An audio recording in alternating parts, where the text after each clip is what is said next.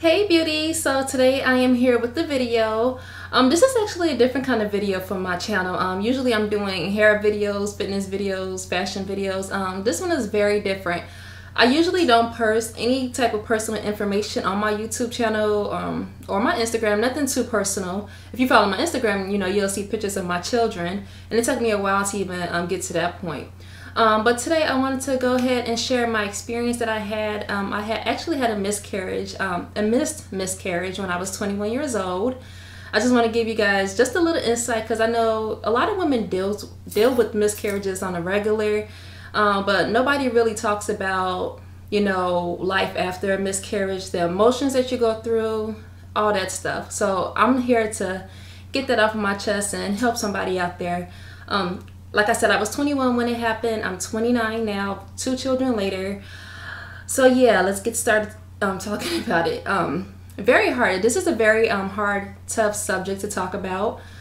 I got pregnant when I was 21 with my husband's child. Well, we was engaged at that time, but I had got pregnant. Now, it wasn't a planned pregnancy. It wasn't, it came out as a surprise, very shocked when I found out I was pregnant. I was 21, I was in college, I was working, and I had a lot going on at the time. So having a baby wasn't part of the plan at that time. So 21 years old, when I look back at being 21 and I'm 29 now, there's so much. I mean, I was so young, so many different emotions I was going through at 21. I was just very, very, very young, very young. But anyway, I found out I was pregnant. I just had a feeling I was pregnant. Wasn't too sure, but I just had a feeling in my gut that I was pregnant. I had went to Planned Parenthood. My best friend actually went with me, and I found out I was pregnant. I was completely just blown away. I was so many nerves, just extremely nervous, extremely scared. I went to work, and in the break room, I was just depressed, and other coworkers could tell that something was wrong, but they didn't say nothing about it. They didn't know, because I don't go telling my personal business to anybody or everybody. So 21, just finding out I'm pregnant, I'm in school, I'm working, I don't have any health insurance. So it's just like, wait a minute, how am I supposed to deal with this? How am I supposed to pay for this? Just craziness. So anyway, after I got over the shock, it took me a few weeks. After I got over the initial shock, I started getting happy about it. But at the same time, I was very stressed out, okay? Like I said, I'm 21 and just so many things going on. I was extremely scared, which is normal when you're 21 years old and you find out you're pregnant and you're in college and you're working with no health insurance. So, I started getting excited. I was happy, and, I would go to work, and I was just becoming very, used to the fact that I was pregnant. I was showing my belly, and I would rub it. My family, my mother and my fiance at the time, my husband now, but my fiance at the time, his family, they were excited. Everybody was very excited. I'm like, okay, this is my first baby. This is God's plan. I'm happy. I love children. So I was like, okay, everything is going to work out fine. So one day at work, I was at work, oh my God, and I went to the bathroom. I had to use the bathroom, and I noticed there was blood when I went to the bathroom, and it was like, it was bright red. So I panicked. Like, I got extremely scared, ran into the office. Ran into the office, and I told my boss at the time, like, okay, something's not right. I'm bleeding and I'm pregnant. I need to go to the emergency room. So I drove myself to the emergency room. I didn't want nobody to take me. I didn't want them to call the ambulance, anything. I drove myself to the emergency room. My fiance, he was getting his hair braided. that's when guys actually had braids back then. So he was getting his hair braided, and he met me up there, and they took me, they did an ultrasound, and I was laying down on the bed, and I could tell like something wasn't right, because I was supposed to have been like 12 weeks at the time. And when I was looking at the screen, I noticed the screen, the fetus wasn't a 12-week fetus at all. I knew something wasn't right. So the lady, it was a young girl, I could tell she knew something wasn't right, but she wouldn't tell me, she couldn't tell me. The doctor had to tell me. And then you know, they did the ultrasound. She did it on my stomach first, and then she tried, you know, I guess to detect the heartbeat with the probe, you know, they stick in you. She did that, and there was nothing. There wasn't no heartbeat or anything. But you know, I'm 21. I'm like, okay, I'm imagining things. Something, you know, everything's gonna be okay. So anyway, I go back into the emergency room, and you know, the doctor came in there, and I knew something was wrong. He looked at me and he told me, you know, I'm sorry. You know, there was no heartbeat, and the baby actually, you know, died like at 7 weeks. So I was carrying this baby for several weeks and not knowing that, you know, it was dead or whatever. So, you know, of course I was traumatized. You know, I was scared. There was just so many things going on. And like in the next room, you know, it was a child, she started to cry. And that broke me down, you guys, like hearing another child cry and just finding out my child had died. And it's like, wait a minute, like I'm supposed to be able to hear like a cry like that. And now you're telling me that, you know, my baby is dead and my baby died at 7 weeks and I'm supposed to be 12 weeks. So I carried the baby all this time and I had no idea. Like I had no idea. And, you know, I wasn't seeing a doctor at the time because like I told you guys, I didn't even have health insurance yet. So, you know, it was just so many things. So I had to have an emergency DNC where they actually put you to sleep and, you know, they remove the fetus from you. And yeah, so I had that done and, you know, I was released to go home the following day. And after that, you know, I took like 3 weeks off of work, and to some people, you know, some people at work didn't understand, like, why would you take 3 weeks off and you just had a miscarriage? And to me, I lost a baby. I don't care what anybody say, you know, that was a baby grown inside of me, my child, you know, and I dealt with a loss. And a lot of people don't respect that. When a woman has a miscarriage, they don't feel like you should mourn a child or mourn that fetus or whatever.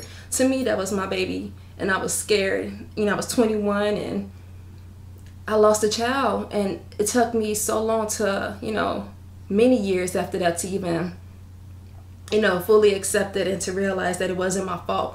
Of course, you know, I had days, months, years blaming myself, like, okay, maybe I caused it because I was so stressed out.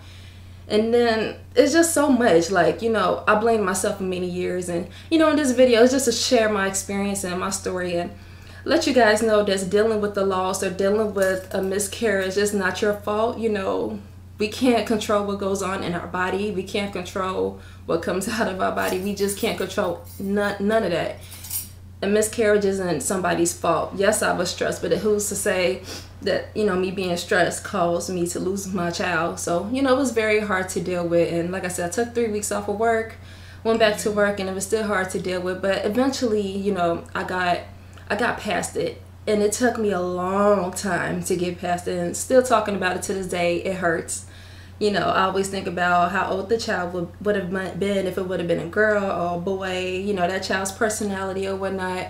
So it was something very hard, you know, something very traumatic to deal with. But, you know, God blessed me a couple years later and I got pregnant with my son. And after I had my son, I got pregnant with my daughter. So I'm just extremely fortunate. And just to let you guys know, you know, if you're dealing with a loss right now or miscarriage or stillborn, you know, there's still hope, you know. And also having another child, you guys, having another child does not cover that pain. It does not cover that pain. It does not erase that pain. Because at the time after I lost my baby, I thought me getting pregnant like right away or whenever the case I would get pregnant, I thought it would take that pain away, and it doesn't. That pain will always be with you. You will always have that pain. You will always think about that child. It doesn't go away. But with time, it gets easier. It gets easier. And like I said, I was 21 when it happened and 29 now. And I can actually talk about it. So it took me a long time to actually talk about it. And not a lot of people know, you know, that I had a miscarriage. It's not something I talk about. You know, of course, my family and immediate friends know, but it's not something I talk about. But now I'm to the point, you know, I'm older, I'm wiser, and I'm learning from my, you know, experiences in life, and I'm able to share it with you guys just to give you some insight. Because, I mean, God knows when I was 21 and I had the miscarriage, I could have used somebody. I could have used some kind of information or somebody to, you know, to relate to help me get through those bad times. Because I was stressed out. I was very, very stressed out. I was very depressed after that.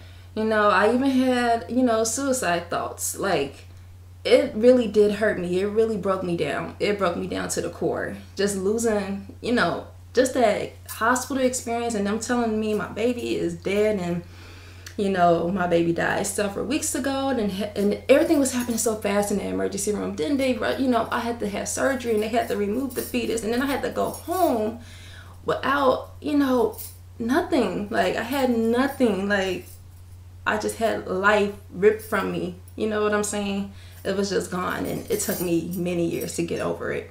And I'm not even over it. I mean, I'm able to deal with the pain. You know, I think about the baby and it hurts, but you know, I'm still thankful. I'm blessed because I have 2 children. I have a son and I have a daughter, and that's perfect to me. Like, it's perfection.